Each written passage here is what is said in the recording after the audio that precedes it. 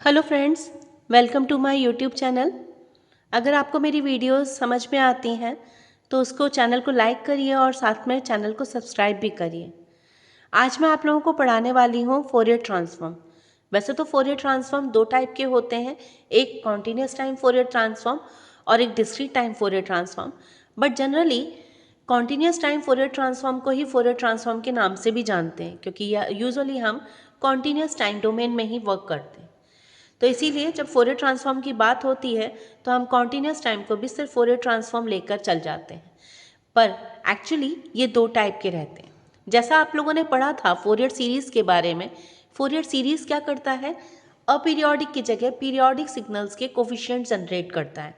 लेकिन Fourier transform क्या करता है, मेनली अपीरियोडिक सिग्नल्स पर वर्क करता है।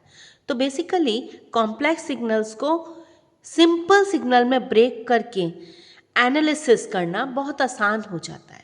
तो इसीलिए हम फोरियर ट्रांसफॉर्म का इस्तेमाल करते हैं। हालांकि ये लिमिटेड केस होता है किसका, लैप्लास ट्रांसफॉर्म का, जो कि हमने लैप्लास ट्रांसफॉर्म में पढ़ा था क्यों। अब फोरियर ट्रांसफॉर्म अगर निकालना चाहते हैं तो हमारे पास दो फॉर्मूले होते हैं, एक फोरियर ट्रांसफॉर्म निकालने का और एक इन्वर्स फोरियर ट्रांसफॉर्म निकालने का। तो फोरियर ट्रांसफॉर्म निकालने के लिए हम क्या करेंगे, टाइम डोमेन की जगह हम वहाँ पर एस डोमेन में लाने की जगह फ्रीक्वेंसी डोमेन में क्या लिखते हैं, जे ओमेगा। तो फ्रीक्वेंसी डोमेन में कन्वर्ट करेंगे, अगर कोई सिग्नल एक्स टी है तो इसका इंटीग्रेट करेंगे माइनस इन्फिनिटी से लेकर इन्फिनिटी तक, e raised power minus j omega t d t, और आपका निकल आएगा Fourier transform. This is representing by this equation 1। अब इन्वर्स फोरियर ट्रांसफॉर्म निकालना है, यानी कि जो आपका फ्रीक्वेंसी डोमेन है, फ्रीक्वेंसी डोमेन से वापस टाइम डोमेन में कन्वर्ट करना है।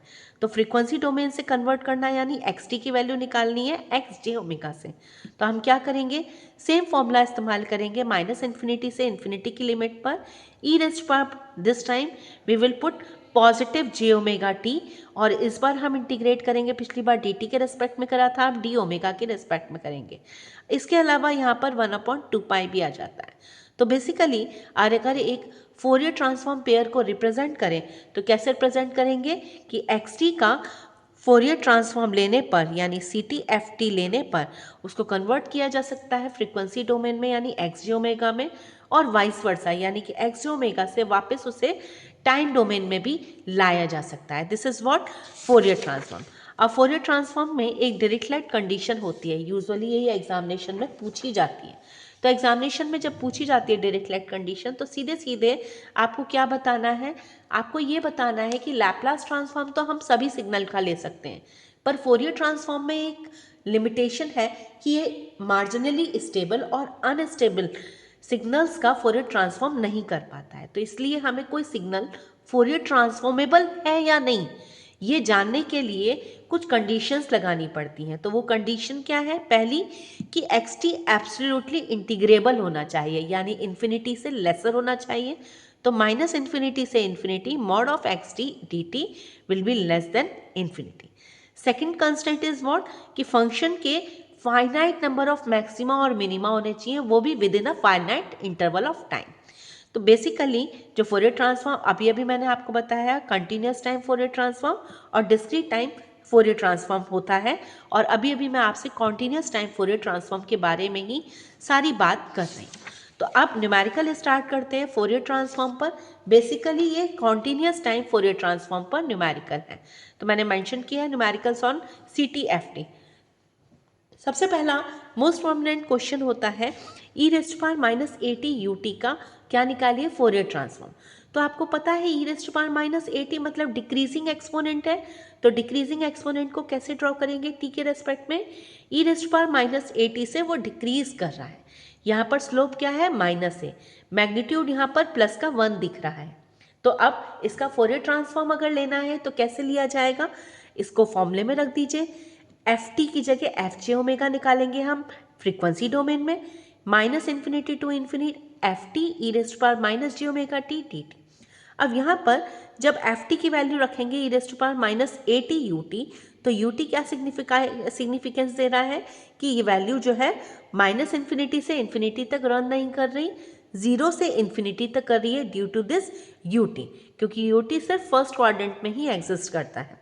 तो e raised power minus a t e raised power minus j omega t d t रह गया। अब यहाँ पर माइनस का और टी कॉमन ले लिया तो माइनस साइन ले लिया, ए प्लस जे ओमेगा रह गया टी। आपको पता है e raised power minus x t का इंटीग्रेशन होता है, e raised power minus x t का इंटीग्रेशन क्या होता है, integration of e raised power minus x t d t is what, minus of e raised power minus x t. Minus of क्यों आया, क्योंकि यहाँ पर कोफिशिएंट लिया।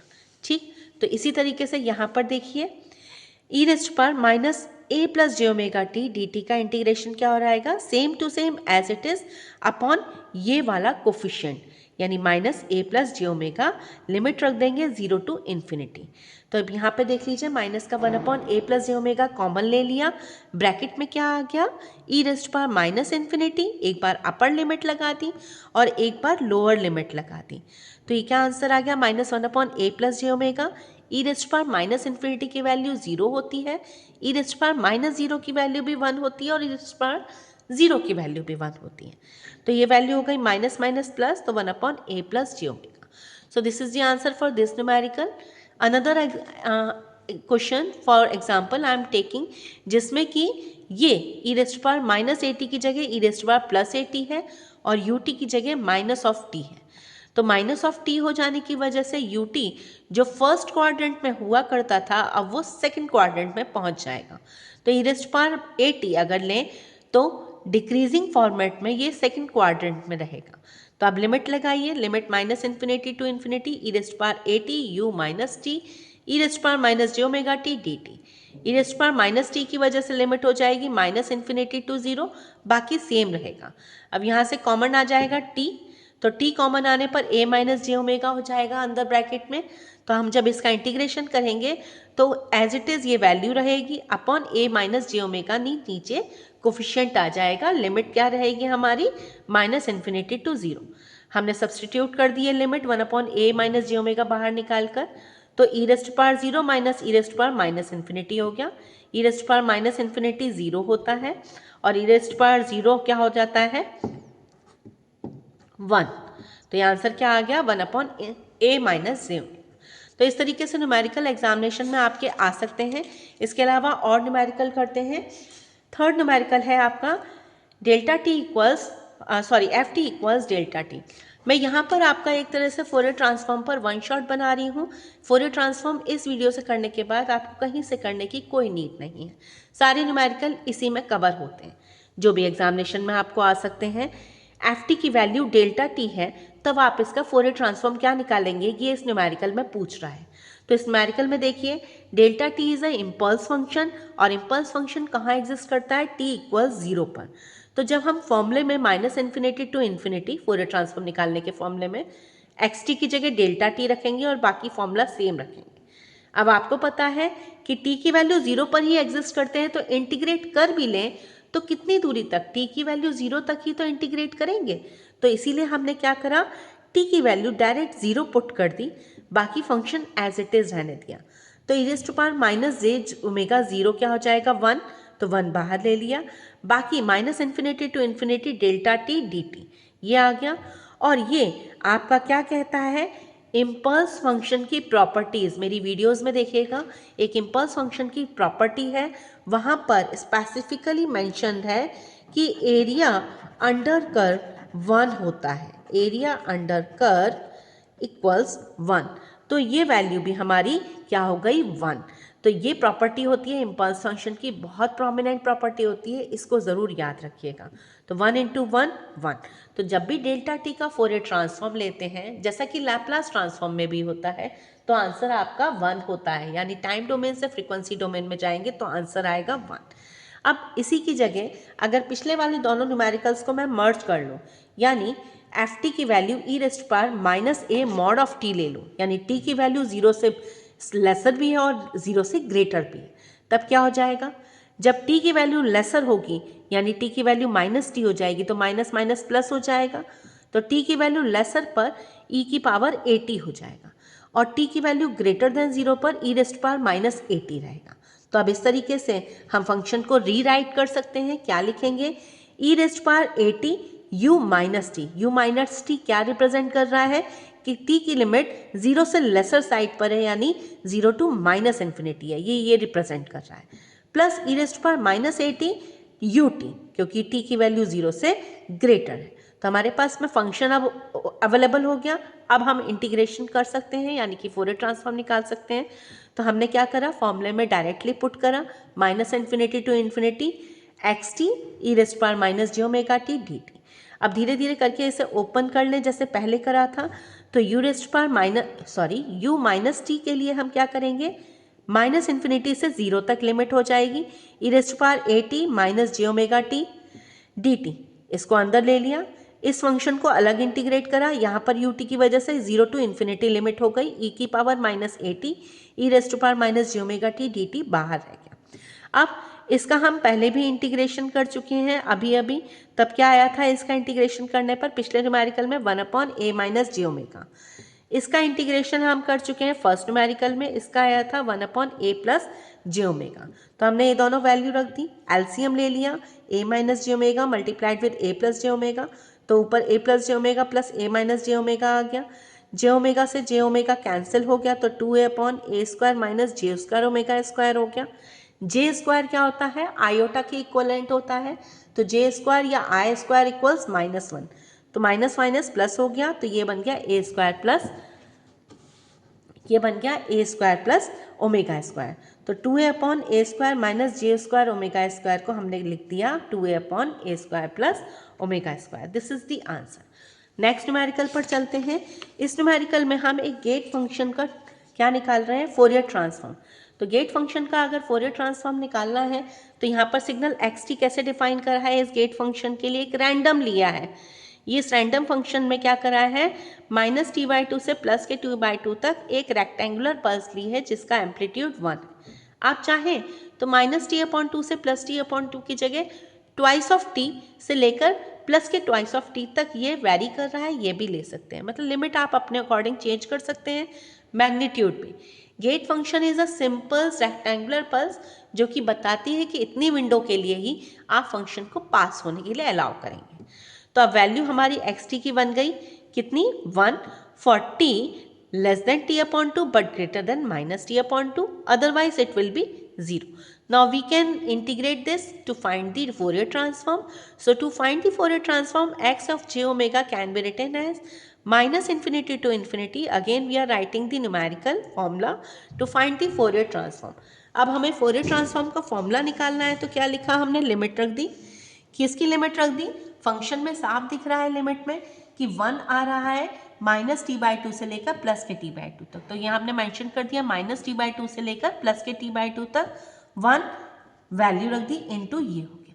अब आपको पता है e power minus j omega T का इंटीग्रेशन क्या होता है, e power minus j omega t upon minus का जे ओमेगा, और लिमिट रख दी -t/2 से लेकर प्लस के t/2 तक। अब यहाँ पर देखिए, यहाँ पर जब हमने लिमिट रख दी तब हमारी वैल्यू क्या आ गई, -1/j जे ओमेगा, एक बार प्लस का t/2 लिमिट रखी, एक बार माइनस का, तो माइनस माइनस प्लस हो गया, ये वैल्यू आ गई, आप देख पा रहे हैं, अपॉन में जे ओमेगा आ रहा है। अब अगर आप देखें तो ये साइन ओमेगा टी का फॉर्मूला बन रहा है जिसकी वैल्यू होती है साइन जे ओमेगा टी माइनस साइन जे ओमेगा टी, यहाँ पर साइन ओमेगा टी का फॉर्मूला रखना है अगर, तो क्या लिखेंगे, e⁻j omega T minus e⁻ j omega t upon 2j। आप लोगों ने 12th में भी पढ़ा होगा, 11th में भी पढ़ा होगा ये फॉर्मूला। तो उस फॉर्मूले से हमने क्या करा, 2j e⁻ की जगह हमने क्या लिख दिया, साइन ओमेगा टी अपॉन 2। ठीक है, तो यहाँ आ गया 2j sine omega t upon 2 upon j omega. J omega में से j कैंसिल हो गया, ये बच गया कितनी वैल्यू, 2 अपॉन ओमेगा। तो अब हमने क्या करा, ऊपर नीचे t का मल्टीप्लाई कर दिया, तो ये क्या आ गया आपकी value, omega t upon 2 sign omega t upon 2 T. मतलब हमें इसे फॉर्मेट में सिंक फंक्शन के फॉर्मेट में बदलना चाह रहे हैं। तो सिंक फंक्शन के फॉर्मेट में अगर बदलना चाहते हैं तो इसको हमें इस फॉर्म में लाना पड़ेगा, यानी साइन थीटा अपॉन थीटा के फॉर्म में लाना पड़ेगा। तो साइन थीटा अपॉन थीटा होता है सिंक फंक्शन ऑफ थीटा। तो यहाँ पर थीटा की वैल्यू क्या है, ओमेगा टी अपॉन 2। आप लोगों ने पढ़ा भी होगा, इसका अगर प्लॉट लिखा जाए तो साइन सिंक फंक्शन का अगर हम प्लॉट लेते हैं तो कैसे आता है, इस तरीके से आता है, यानी एक सेंटर वैल्यू इसकी हाईएस्ट रहती है, बाकी वैल्यू इसकी सबसाइड होती चली जाती है। ठीक है, तो ये था टोटल आपका फोरियर ट्रांसफॉर्म का न्यूमेरिकल। अब फोरियर ट्रांसफॉर्म के ही यानी कॉन्टिन्यूस टाइम फोरियर ट्रांसफॉर्म में ही आगे अगर न्यूमेरिकल में चलें तो आगे न्यूमेरिकल में हम एग्जामिनेशन में पा सकते हैं कि ओमेगा टी की जगह डेल्टा ओमेगा का भी हम इन्वर्स फोरियर ट्रांसफॉर्म निकालें। लास्ट टाइम अभी हमने निकाला था ना, थर्ड क्वेश्चन में ओमेगा टी का हमने क्या निकाला था, फोरियर ट्रांसफॉर्म। तो हमारा क्या निकला था, आंसर 1। लेकिन अगर ओमेगा टी की जगह हमारे पास में क्वेश्चन में दिया हो कि डेल्टा ओमेगा का फोरियर ट्रांसफॉर्म निकालिए, तो डेल्टा ओमेगा के इन्वर्स फोरियर ट्रांसफॉर्म निकालने के लिए हम क्या करेंगे, इन्वर्स फोरियर ट्रांसफॉर्म का फॉर्मूला सब्स्टिट्यूट करेंगे। तो इन्वर्स ट्रांसफॉर्म का फॉर्मूला सब्स्टिट्यूट करने पर हमें क्या करना होगा, 1/2 पाई इंटीग्रेशन -∞ टू इन्फिनिटी जो भी हमारा फंक्शन है फ्रीक्वेंसी डोमेन में e⁻j⍵t d ओमेगा। अब यहाँ पर आप देख रहे हैं कि जब आप ये वैल्यू रखेंगे तब 1/2 pi -∞ to infinity delta omega e⁻j⍵t d omega, जहाँ पर ओमेगा की वैल्यू 0 पर ही डेल्टा ओमेगा 1 है। तो हम क्या लिख देंगे यहाँ पर, ओमेगा की वैल्यू 0 पर e⁻j⍵t। तो आंसर क्या आ गया, 1/2 पाई। तो आप देख रहे हो xt का फोरियर ट्रांसफॉर्म क्या होता है, x ऑफ j ओमेगा, लेकिन 1/2 पाई का फोरियर ट्रांसफॉर्म क्या होता है, डेल्टा ओमेगा। तो हम क्या कह सकते हैं कि 1 का फोरियर ट्रांसफॉर्म क्या हो जाएगा, 2 पाई डेल्टा ओमेगा। इस प्रॉपर्टी का इस्तेमाल आगे हम ऐसे न्यूमेरिकल में करेंगे जो कि न्यूमेरिकल एग्जामिनेशन में बहुत ज़्यादा आता है। तो वो न्यूमेरिकल क्या है देखते हैं आगे, उस न्यूमेरिकल के बारे में जानते हैं। कॉस ओमेगा टी का इन फोरियर ट्रांसफॉर्म निकालना, ये numerical sine omega naught T के फॉर्म में भी आ जाता है और कॉस ओमेगा नॉट टी के भी फॉर्म में आ जाता है। आगे देखते हैं कैसे निकालते हैं, उससे पहले ये वाला न्यूमेरिकल करते हैं। e⁻j⍵t का फोरियर ट्रांसफॉर्म क्या होगा, आपने अभी पढ़ा 1 का फोरियर ट्रांसफॉर्म क्या होता है, 2 पाई डेल्टा ओमेगा। अभी हमने करा है ना, 1 का फोरियर ट्रांसफॉर्म क्या होता है, 2 पाई डेल्टा ओमेगा। अब अगर हम इस चीज़ को बंद कर दें और हम आपसे कहें कि ओमेगा की जगह ओमेगा नॉट का शिफ्ट कर दो, माइनस का शिफ्ट कर दो, यानी फ्रीक्वेंसी शिफ्टिंग प्रॉपर्टी इस्तेमाल होगी। तो फ्रीक्वेंसी शिफ्टिंग प्रॉपर्टी इस्तेमाल हो गई, यानी टाइम डोमेन में e⁻ की प्रॉपर्टी आ जाएगी मल्टीप्लाई करने के लिए। तो क्या आ जाएगा, e⁻j⍵0t का मल्टीप्लाई हो जाएगा, प्लस का ओमेगा नॉट का शिफ्टिंग करी तो माइनस का j⍵0t का मल्टीप्लाई हो जाएगा। तो अगर फोरियर ट्रांसफॉर्म निकालना चाहते हैं तो फोरियर ट्रांसफॉर्म कैसे निकलेगा, इस तरीके से। देखिए इसका स्पेक्ट्रम भी ड्रॉ करा है मैंने। डेल्टा ओमेगा हमारा कहाँ बनता है, ओमेगा की वैल्यू 0 पर delta omega minus omega naught delay से आएगा। कितने डिले से, ओमेगा नॉट डिले से, और उसका एम्पलीट्यूड कितना हो जाएगा, 2 पाई। तो ये देखिए स्पेक्ट्रम भी ड्रॉ कर पा रहे हैं। अब बहुत ही इंपॉर्टेंट क्वेश्चन पर आते हैं, कॉस ओमेगा नॉट टी का अगर आपसे फोरियर ट्रांसफॉर्म निकालने के लिए कह दिया जाए तो क्या आएगा। तो कॉस ओमेगा नॉट टी का फोरियर ट्रांसफॉर्म अगर आप निकालना चाहते हैं तो पहले तो कॉस ओमेगा नॉट टी को e⁻ में रख दीजिए। तो आपको पता है cos theta equals e⁻j⁻ plus e⁻ -j⁻2। तो कॉस ओमेगा नॉट टी को अगर हम फोरियर लेना चाहें तो 1/2 बाहर लेकर e⁻j⍵0t और e⁻ का फोरियर ट्रांसफॉर्म लेना है। और अभी हमने पढ़ा e⁻j⍵0t का फोरियर ट्रांसफॉर्म ये होता है, e⁻ का फोरियर ट्रांसफॉर्म ये होता है।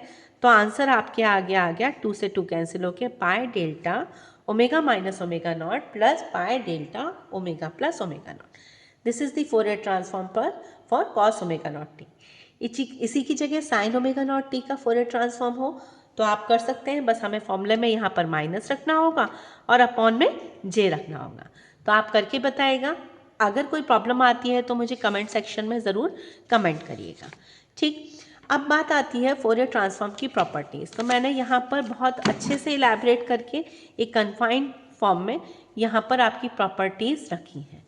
ये है फोरियर ट्रांसफॉर्म की प्रॉपर्टी कॉन्टीन्यूअस टाइम वाली। ये सारी मैच होती है किससे, लाप्लास ट्रांसफॉर्म की प्रॉपर्टी से। देखिए पहली प्रॉपर्टी है लीनियरिटी की प्रॉपर्टी, ax1t प्लस bx2t, यानी एक सिग्नल को हम फोरियर ट्रांसफॉर्म लें, मल्टीप्लाई करें किसी स्केल से फिर दूसरे सिग्नल हम फोरियर ट्रांसफॉर्म करके स्केल अप करें और फिर ऐड करें तो बात बराबर हो जाती है अगर टाइम डोमेन में हम उसको स्केल अप करें। ठीक है। टाइम शिफ्टिंग प्रॉपर्टी आप लोगों को पता है, दो प्रॉपर्टी होती हैं। फ्रीक्वेंसी शिफ्टिंग यानी फ्रीक्वेंसी में शिफ्ट करा, ओमेगा माइनस ओमेगा नॉट करा तो ई की पावर जे ओमेगा नॉट टी का मल्टीप्लाई हो जाता है, और प्लस का शिफ्टिंग करी तो माइनस का हो जाता है। ऐसी टाइम शिफ्टिंग में अगर टाइम डोमेन में शिफ्टिंग हो रही है तो यहाँ पर ई रेस्ट पावर में आ जाएगा, बस फर्क क्या होता है, साइन सेम रहता है। ये अगर माइनस का टी नॉट है तो यहाँ पर भी माइनस का जे ओमेगा नॉट टी होता है। ठीक है।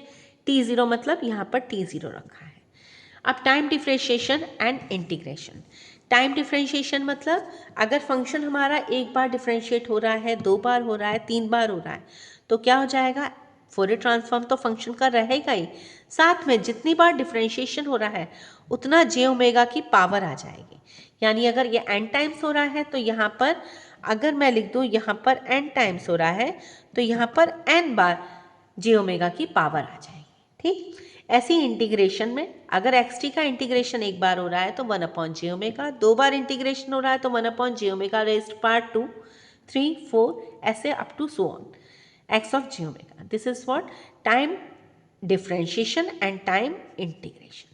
Now it's a time for time scaling. Time scaling में क्या होगा कि xt की जगह x of at लिया है तो 1/mod a हो जाएगा और उसी से अंदर फ्रीक्वेंसी डोमेन भी स्केल डाउन हो जाएगा। मल्टीप्लिकेशन और कन्वोल्यूशन की प्रॉपर्टी आपको पता ही है, एक डोमेन में मल्टीप्लाई करें तो दूसरे डोमेन में कन्वोल्यूशन, या फिर एक डोमेन में कन्वॉल्व करें तो दूसरे डोमेन में मल्टीप्लिकेशन हो जाता है।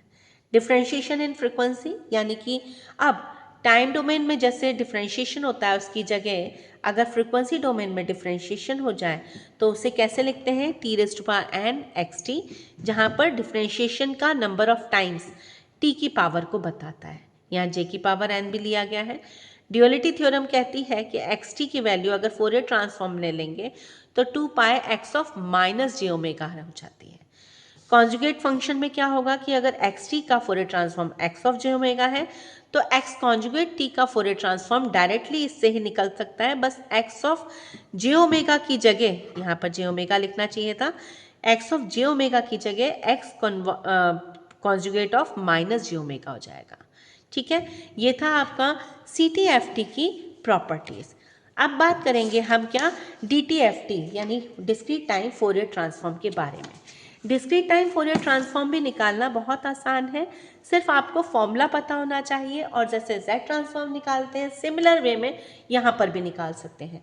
तो डिस्क्रीट टाइम फोरियर ट्रांसफॉर्म में अगर हम बात करें तो फॉर्मूला होता है x e raised to power j omega का, जैसे Z डोमेन में होता है पर Z डोमेन में Z raised power minus n होता है, यहाँ पर Z की जगह e raised power minus j omega रखा गया है, Z की जगह e raised power j omega रखा गया है। और xn की वैल्यू, हालांकि ये फॉर्मूला हम लिख रहे हैं पर हम इस्तेमाल तो अपना Z ट्रांसफॉर्म में जैसे इन्वर्स निकालने के लिए करते थे वैसे ही करेंगे। फॉर्मूला आपके सामने मैंने लिख दिया है। अब न्यूमेरिकल से स्टार्ट करते हैं DTFT का।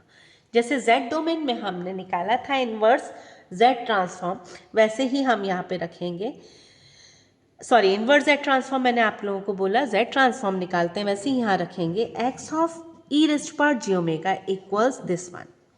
अब यहाँ देखिए समीशन फॉर्मूला रखा, समीशन n की वैल्यू -∞ टू इन्फिनिटी, जो भी फंक्शन था मल्टीप्लाई करा e की power minus j omega N से, e की power minus j omega N से, तो इस un की वजह से ये लिमिट चेंज हो गई 0 टू इन्फिनिटी, ये इक्वल हो गया a और e की पावर जे ओमेगा की पावर n आ गया। ये आपकी समेशन ऑफ सीरीज है 0 टू इन्फिनिटी की, यानी 1/1 माइनस a की, जहाँ पर a की वैल्यू यहाँ क्या है, a e raised power minus j omega, तो 1/1 माइनस a से यहाँ पर क्या आ जाएगा 1/1 minus a e raised power minus j omega. This is your answer for a raised power n un। अच्छा यहाँ पर देखिए un लिखा है, un मतलब आपका mod of a less than 1 है, और un की मतलब क्या है कि ROC कहाँ पर है, आपकी यूनिट सर्किल के बाहर। तो अब अगर इसी की जगह यूनिट सर्किल के अंदर की ROC आती है तब हम क्या करेंगे, तब हम लिमिट को बदलेंगे। आप देखिए xn की value a raised power minus n u minus n minus 1 आ गई है, तो यहाँ पर हमने क्या करा, समीशन फिर से फॉर्मूला रखा, सिग्नल रखा, e की power minus j omega n रखा, u माइनस एन माइनस 1 की वजह से लिमिट क्या हो गई, माइनस इन्फिनिटी से 1 की तरफ हो गई। माइनस इन्फिनिटी से 1 की तरफ क्यों हो गई, क्योंकि अगर आप देखें तो आप u ऑफ n प्लस 1 को कैसे बनाते हैं,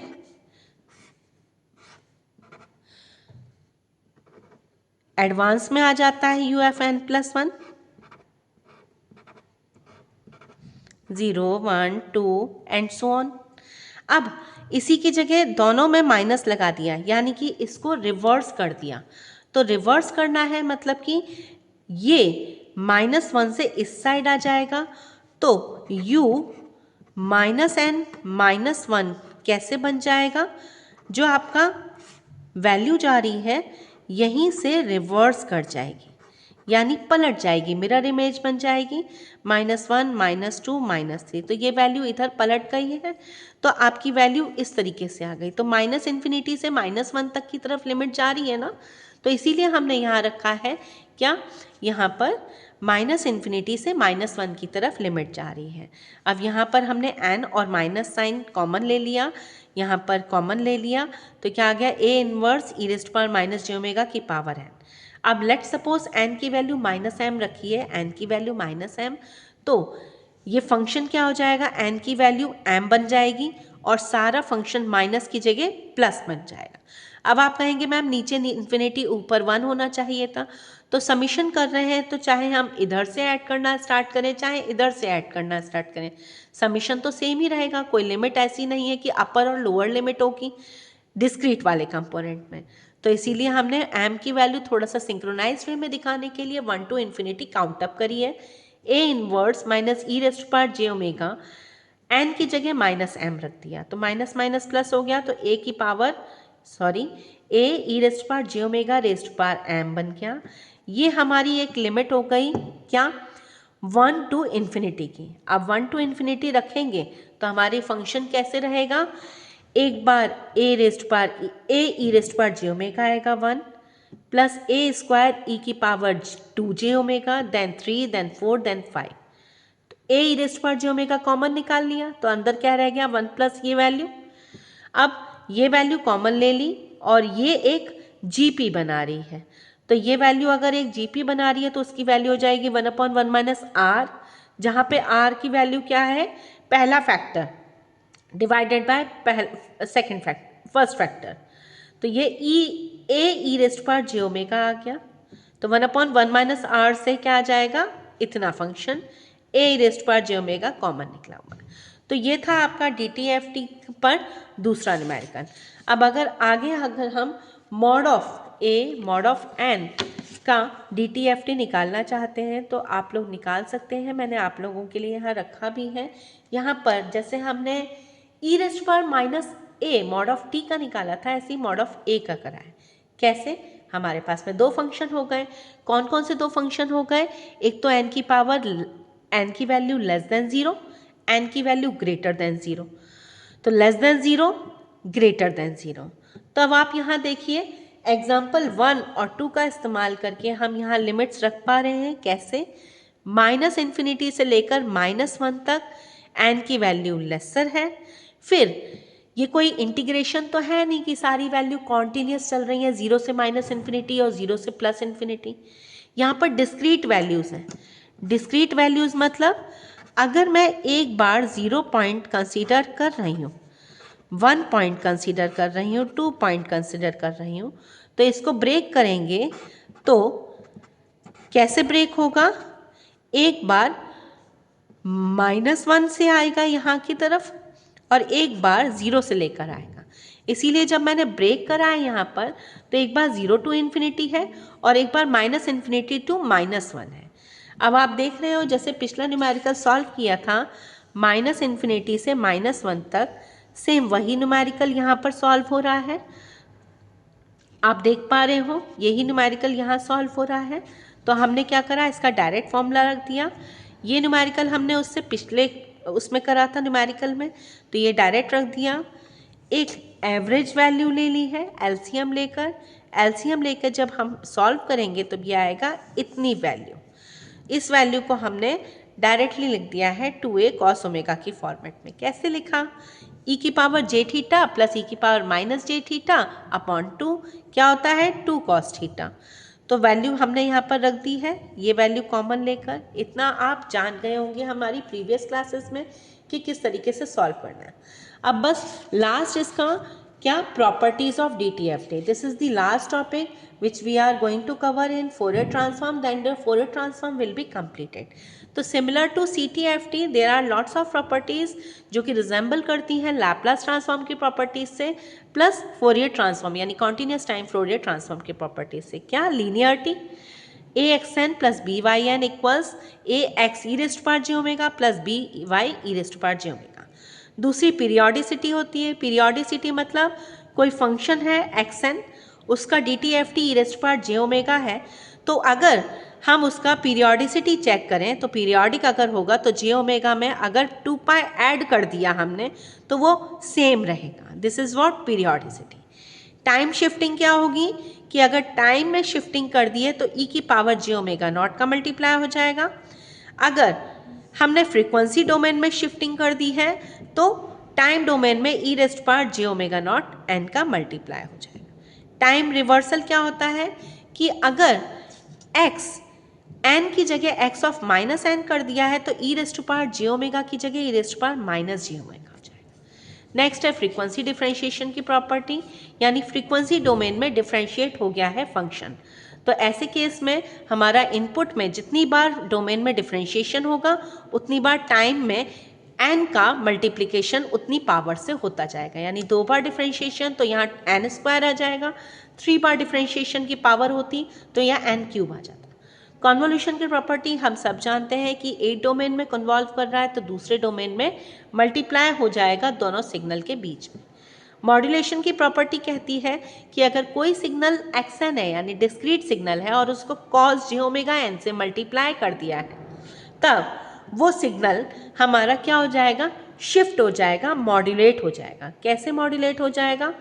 xn की जगह हम मॉड्यूलेट करके x e rest power j omega लिखते तो ये क्या बन जाएगा x e rest power j omega minus e rest power minus j omega plus ये जो माइनस में शिफ्टिंग हुई है यही डोमेन में शिफ्टिंग प्लस की हो जाएगी अपॉन 2।